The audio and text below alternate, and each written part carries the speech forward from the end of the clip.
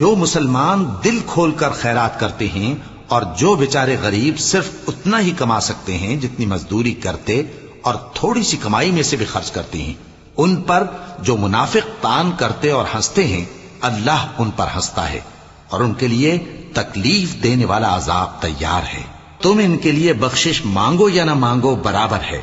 اگر ان کے لیے 70 دفعہ بھی بخشش مانگو گے تو بھی اللہ ان کو نہیں بخشے گا، یہ اس لیے کہ انہوں نے اللہ اور اس کے رسول سے کفر کیا، اور اللہ نافرمان لوگوں کو ہدایت نہیں دیتا۔ جو لوگ غزوہ تبوک میں پیچھے رہ گئے وہ اللہ کے پیغمبر کی مرضی کے برخلاف بیٹھ رہنے سے خوش ہوئے اور اس بات کو ناپسند کیا کہ اللہ کی راہ میں اپنے مال اور جان سے جہاد کریں، اور دوسروں سے بھی کہنے لگے کہ گرمی میں مت نکلنا۔ ان سے کہہ دو کہ دوزخ کی آگ اس سے کہیں زیادہ گرم ہے، کاش یہ اس بات کو سمجھتے۔